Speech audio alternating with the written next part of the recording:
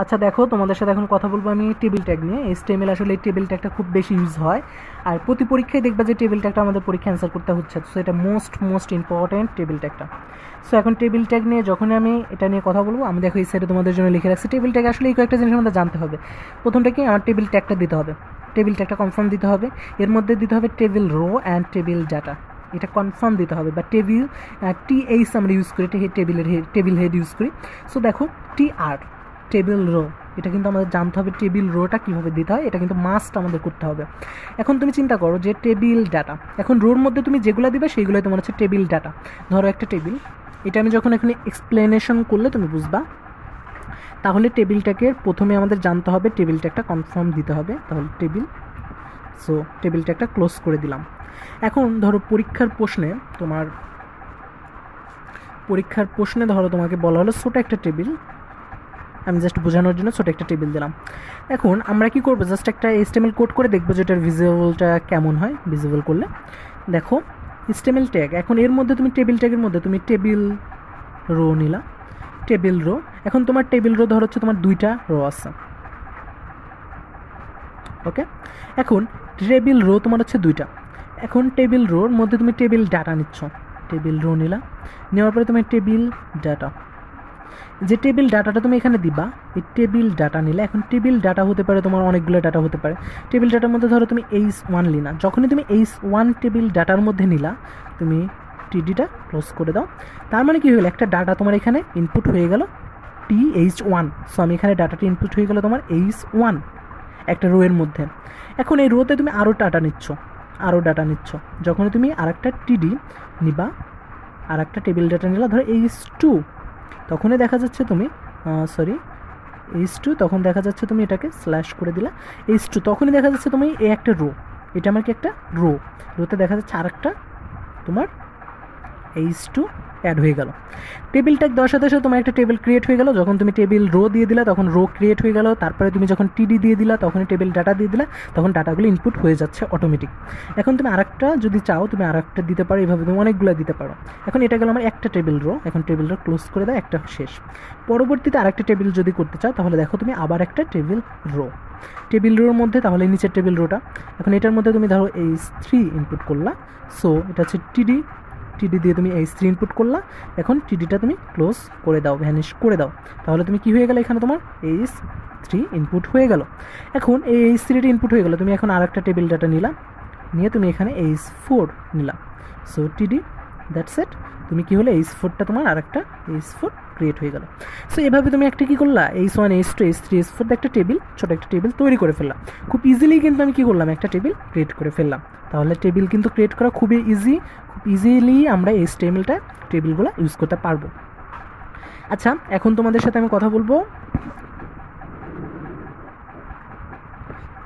Table border নিয়ে। আমরা HTML-এ পড়তে নিলে কিন্তু দেখা যাবে আমাদের টেবিল বর্ডার। এই টেবিল বর্ডার নিয়ে আমি এখন কথা বলি। টেবিল বর্ডারটা আসলে কি? টেবিলে দেখা যাচ্ছে তুমি এরকম হলো যে তুমি একটা টেবিল করলা, টেবিলের মধ্যে তুমি এরকম বর্ডার দিলা, দেখা যাচ্ছে টেবিলটি একটু তুমি গাঢ় করে লিখলা বা এরকমভাবে তুমি বর্ডার দিলা। এটা তোমার এই যে টেবিলে যে বর্ডারটা দিচ্ছ, এটাই তোমার হচ্ছে টেবিল বর্ডার দিয়ে দিতে হয়। তুমি জাস্ট কী করবা, টেবিল বর্ডারটা তুমি কী করলে, টেবিল ট্যাগের মধ্যে তুমি টেবিল বর্ডারটা মানে বর্ডারটা দিয়ে দিবে, যে বর্ডার লাইন কত হবে, 1 হলে 1, 2 হলে 2, এটা তুমি জাস্ট ইউজ করে দিবা। 2 হলে 2, জাস্ট এটা ইউজ করে দিলে দেখবা পরীক্ষা যদি তোমার ডাবল লাইন বলে, তাহলে তুমি কী করলা, বর্ডারটা দিয়ে দিলে 2, তাহলে তুমি কী হয়ে গেল, টেবিল বর্ডার হয়ে গেল। এরকমই এই টেবিল বর্ডার জাস্ট খালি টেবিল ট্যাগের মধ্যে তুমি ইউজ করবা, খালি বর্ডারটা দিয়ে দিবা, বর্ডারটা তোমার কত চাইছে সেটা দিয়ে দিবা, তাহলে হয়ে যাচ্ছে আমাদের টেবিল বর্ডার। খুব ইজিলি আমি টেবিল বর্ডারটা করতে পারবো। ইনপুট হয়ে গেল। এখন এই H3টা ইনপুট হয়ে গেল, তুমি এখন আরেকটা টেবিল ডাটা নিলা, নিয়ে তুমি এখানে H4 নিলা। So TD, that's it. তুমি কি হলো, H4টা তোমার আরেকটা H4 ক্রিয়েট হয়ে গেল। সো এভাবে তুমি একটা কী করলা, H1 H2 H3 H4 একটা টেবিল, ছোটো একটা টেবিল তৈরি করে ফেললাম। খুব ইজিলি কিন্তু আমি কী করলাম, একটা টেবিল ক্রিয়েট করে ফেললাম। তাহলে টেবিল কিন্তু ক্রিয়েট করা খুবই খুব ইজিলি আমরা HTML-টা টেবিলগুলো ইউজ করতে পারবো। আচ্ছা এখন তোমাদের সাথে আমি কথা বলবো টেবিল বর্ডার নিয়ে। আমরা HTML-এ পড়তে নিলে কিন্তু দেখা যাবে আমাদের টেবিল বর্ডার। এই টেবিল বর্ডার নিয়ে আমি এখন কথা বলি। টেবিল বর্ডারটা আসলে কি? টেবিলে দেখা যাচ্ছে তুমি এরকম হলো যে তুমি একটা টেবিল করলা, টেবিলের মধ্যে তুমি এরকম বর্ডার দিলা, এরকম বর্ডার দিলা, দেখা যাচ্ছে টেবিলটা একটু তুমি গাঢ় করে লিখলা বা এরকমভাবে তুমি বর্ডার দিলা। এটা তোমার এই যে টেবিলে যে বর্ডারটা দিচ্ছ এটাই তোমার হচ্ছে টেবিল বর্ডার দিয়ে দিতে হয়। তুমি জাস্ট কী করবা, টেবিল বর্ডারটা তুমি কী করলে, টেবিল ট্যাগের মধ্যে তুমি টেবিল বর্ডারটা মানে বর্ডারটা দিয়ে দিবে যে বর্ডার লাইন কত হবে, 1 হলে 1, 2 হলে 2, এটা তুমি জাস্ট ইউজ করে দিবা, 2 হলে 2, জাস্ট এটা ইউজ করে দিলে দেখবা পরীক্ষায় যদি তোমার ডাবল লাইন বলে তাহলে তুমি কী করলা, বর্ডারটা দিয়ে দিলে 2, তাহলে তুমি কী হয়ে গেল, টেবিল বর্ডার হয়ে গেল। এরকমই এই টেবিল বর্ডার জাস্ট খালি টেবিল ট্যাগের মধ্যে তুমি ইউজ করবা, টেবিল ট্যাগের মধ্যে ইউজ করবা, খালি বর্ডারটা দিয়ে দিবা, বর্ডারটা দিয়ে দিবা, বর্ডারটা তোমার কত চাইছে সেটা দিয়ে দিবা, তাহলে হয়ে যাচ্ছে আমাদের টেবিল বর্ডার। খুব ইজিলি আমি টেবিল বর্ডারটা করতে পারবো।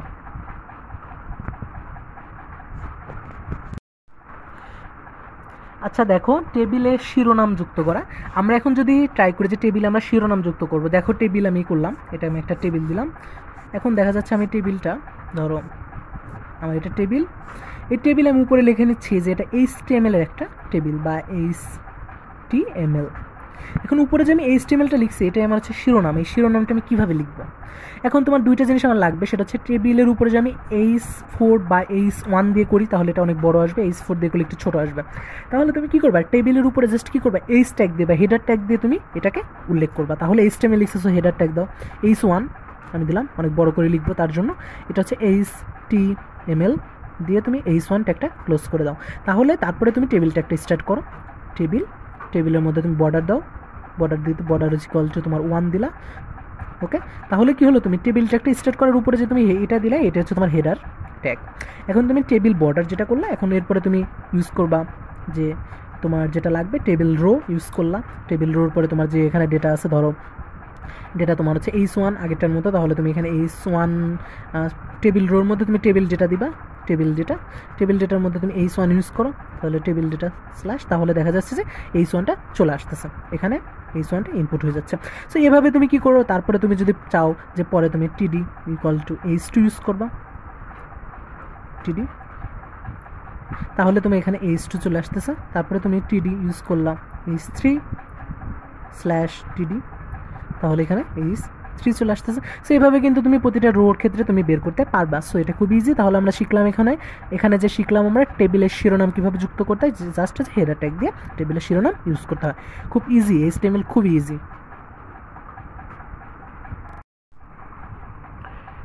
হ্যাঁ, এখন তোমাদের সাথে কথা বলবো, দেখো হচ্ছে আমি টেবিলের আরও 3টা ফিচার নিয়ে আমি এখন কথা বলবো। দেখো আরও 3টা আমরা অ্যাট্রিবিউট এখানে অ্যাড করছি।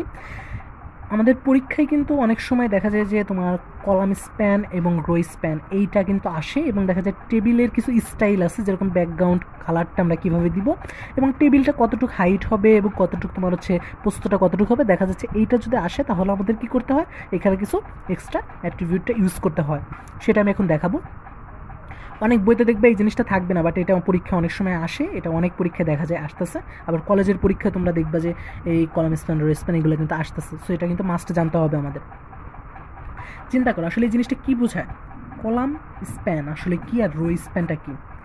কলাম স্প্যান হচ্ছে তোমার একটা কলাম, 2টা কলাম মিলে একটা কলাম হয়ে যাচ্ছে। এখানে ধরো এরকম আমার নর্মাল ধরো হচ্ছে একটা টেবিল, এরকম একটা টেবিল আছে, আমার কি হলো এখানে একটা ডেটা দিলাম, এটা হচ্ছে তোমার একটা 2টা কলাম, এই কলামটা ভ্যানিশ হয়ে গেলো, এখানে এরকম হয়ে গেল।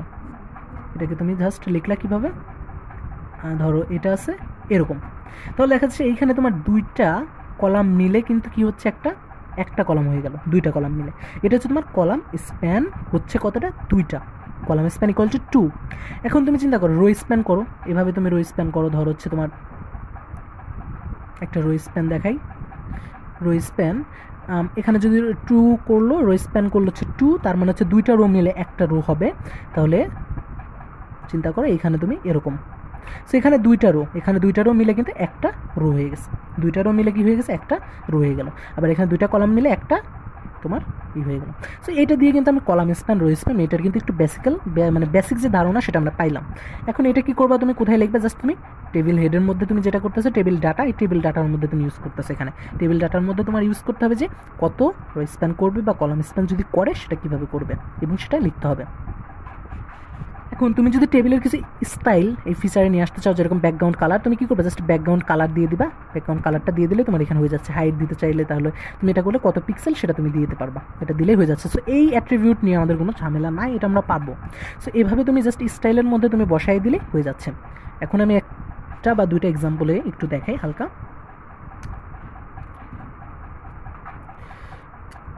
চিন্তা করো যে আমার এরকম একটা টেবিল, এই টেবিলের মধ্যে আমি পরে এই টেবিলে দেখাবো যে কীভাবে কী কাজ করে। আমি আগে তোমার হচ্ছে কোডটা লিখি, HTML কোডটা কীভাবে হবে সেটা লিখি। ধরো একটা টেবিল ট্যাগ দিলাম, দ্যাটস ইট। এখন আমি কী করলাম, টেবিলটাকে এখানে ক্লোজ করে দিলাম। দেখো টেবিলটাকে আমি এখানে ক্লোজ করে দিলাম। আমি এখন এর মধ্যে যেটা করবো সেটা হচ্ছে আমার টেবিল রো। এখন সেটা টেবিল রোর মধ্যে আছে টেবিল, এখানে ধর হচ্ছে তুমি রো স্প্যান যদি করে আমার হচ্ছে এখানে ধর কলাম স্প্যান করবে, কলাম স্প্যান ইকুয়াল টু 2। ওকে, তুমি কলাম স্প্যান করলে আমার হচ্ছে 2 কলাম স্প্যান। এখন এই কলাম স্প্যান 2 করলে এর মধ্যে তুমি কী লিখতেছো, ধরো তুমি লিখতেছো হচ্ছে H1, তাহলে তুমি হচ্ছে TS ক্লোজ করে দাও। তাহলে H1টা তাহলে কী হবে, তোমার কলাম স্প্যান 2তে পাবে, তাহলে এটা হচ্ছে কলাম স্প্যান করবে। তাহলে কলাম স্প্যান এইটা, তাহলে এখানে কি বসবে H1। চিন্তা কর, তাহলে এখানে কি বসলো আমার H1। সো আমি যখন কলাম স্প্যান দিয়ে দিলাম, এই কলাম স্প্যানের মধ্যে যে ওয়ার্ডটা দিয়ে মানে এখানে টেক্সটটা দিয়ে দিলাম, এই টেক্সটটা বসলো, দুইটা কলামকে স্প্যান করে সে H1টা এখানে জায়গা দখল করলো। তাহলে এইটাই হচ্ছে তোমার কলাম স্প্যানের ব্যবহার। এখন তুমি চিন্তা করো, রো স্প্যান যদি করো সামথিং জিনিস, এখানে তুমি টেক্সটের মধ্যে দিবা রো স্প্যান ইকুয়াল টু 2। তাহলে তুমি কি করলে, এখানে তুমি একটা ডাটা দিলা, ধরো হচ্ছে H3 TS স্ল্যাশ, তাহলে কি হলো দেখা যাচ্ছে এখানে H3টা বসতেছে। সো এভাবে কিন্তু তুমি খুব ইজিলি কিন্তু কী করতে পারো, এটা তুমি ইউজ করতে পারো। তাহলে কলাম স্প্যান, রো স্প্যান নিয়ে আমরা আসলে ইউজ করতে পারবো। বড় বড় টেবিল আছে ওগুলো তুমি কী করবা, বাসায় প্র্যাকটিস করবা, এনি প্রবলেমে আমরা হচ্ছে হেল্প করবো। আর বাসায় এগুলো তুমি ট্যাগে প্র্যাকটিস করলে দেখা যাবে যে আসলে এগুলো নিয়ে কোনো সমস্যা হবে না। দিলাম, দেখো টেবিলটাকে আমি এখানে ক্লোজ করে দিলাম। আমি এখন এর মধ্যে যেটা করবো সেটা হচ্ছে আমার টেবিল রো। এখন সেটা টেবিল রোর মধ্যে আছে টেবিল, এখানে ধর হচ্ছে তুমি রো স্প্যান যদি করে আমার হচ্ছে এখানে ধর কলাম স্প্যান করবে, কলাম স্প্যান ইকুয়াল টু 2। ওকে, তুমি কলাম স্প্যান করলে আমার হচ্ছে 2 কলাম স্প্যান। এখন এই কলাম স্প্যান 2 করলে এর মধ্যে তুমি কী লিখতেছো, ধরো তুমি লিখতেছো হচ্ছে H1, তাহলে তুমি হচ্ছে TS ক্লোজ করে দাও। তাহলে H1টা তাহলে কী হবে, তোমার কলাম স্প্যান 2তে পাবে, তাহলে এটা হচ্ছে কলাম স্প্যান করবে। তাহলে কলাম স্প্যান এইটা, তাহলে এখানে কি বসবে H1। চিন্তা কর, তাহলে এখানে কি বসলো আমার H1। সো আমি যখন কলাম স্প্যান দিয়ে দিলাম, এই কলাম স্প্যানের মধ্যে যে ওয়ার্ডটা দিয়ে মানে এখানে টেক্সটটা দিয়ে দিলাম, এই টেক্সটটা বসলো, দুইটা কলামকে স্প্যান করে সে H1টা এখানে জায়গা দখল করলো। তাহলে এইটাই হচ্ছে তোমার কলাম স্প্যানের ব্যবহার। এখন তুমি চিন্তা করো, রো স্প্যান যদি করো সামথিং জিনিস, এখানে তুমি টেক্সটের মধ্যে দিবা রো স্প্যান ইকুয়াল টু 2। তাহলে তুমি কি করলে, এখানে তুমি একটা ডাটা দিলা, ধরো হচ্ছে H3 TS স্ল্যাশ, তাহলে কি হলো দেখা যাচ্ছে এখানে H3টা বসতেছে। সো এভাবে কিন্তু তুমি খুব ইজিলি কিন্তু কী করতে পারো, এটা তুমি ইউজ করতে পারো। তাহলে কলাম স্প্যান, রো স্প্যান নিয়ে আমরা আসলে ইউজ করতে পারবো। বড় বড় টেবিল আছে ওগুলো তুমি কী করবা, বাসায় প্র্যাকটিস করবা, এনি প্রবলেমে আমরা হচ্ছে হেল্প করবো। আর বাসায় এগুলো তুমি ট্যাগে প্র্যাকটিস করলে দেখা যাবে যে আসলে এগুলো নিয়ে কোনো সমস্যা হবে না।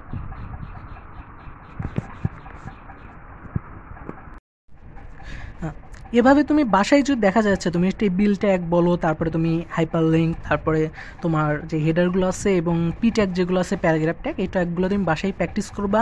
দেখবা বইয়ে অনেক এক্সাম্পল দেওয়া আছে, তুমি নিজের টেবিল তৈরি করবে। আমি তোমার বেসিকটা ধরাই দিছি এবং তোমাদের দেখবা তোমরা বাসায় যদি প্র্যাকটিস করো তাহলে তোমাদের কোনো প্রবলেম হবে না।